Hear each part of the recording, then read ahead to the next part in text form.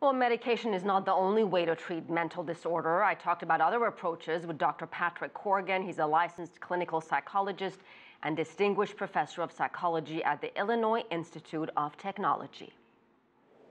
Well, there's the traditional options that come to mind in Western medicine. So we know a variety of medications are effective for such mental illnesses as depression, anxiety, schizophrenia. We know there are psychotherapies available too.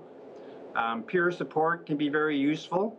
In addition, the National Institutes of Health are becoming more and more interested in what they would call complementary medicine. So there's more evidence that, for example, Eastern approaches like Tai Chi and Qigong and acupuncture may have benefits too.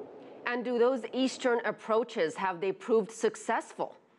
So research is far behind on that. Some studies currently seem to suggest those have some benefits. What's important to keep in mind is the cultural background of the person with the mental illness is probably relevant too. Something I also left out were faith-based community sort of approaches. It's sort of the mix of it and what works best for the person given their background.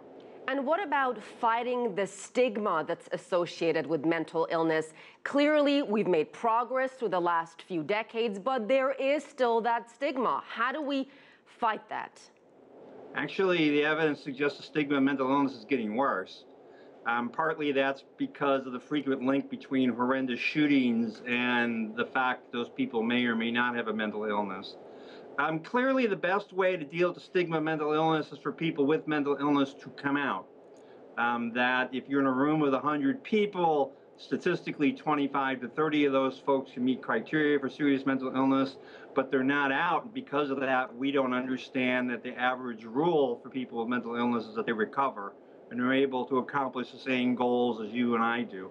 A new federal study that came out found that women are more likely to have mental health issues than men. Why do you think that is? Well, that's an interesting question. I mean, partly we know there are certain mental illnesses that seem to show up more in women. Usually the depressive disorders do. However, there's also a question whether women are just more comfortable admitting it, whether men are more sensitive to the stigma.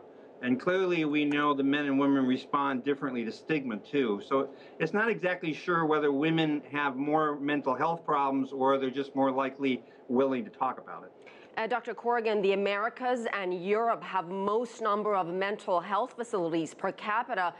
Does that mean there are more mental health issues or simply more funding to support these issues?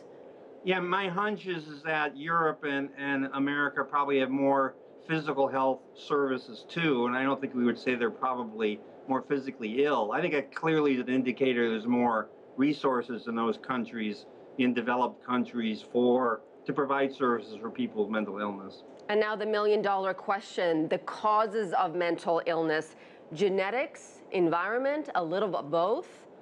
Oh, clearly it's both. People are born with a genetic vulnerability perhaps to a mental illness, but if they haven't had the environmental stressors to bring it along, they may never experience it.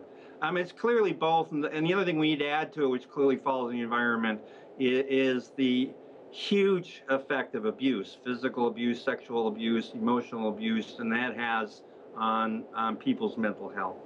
Dr. Patrick Corrigan, thank you so much, sir, for your time. Thank you.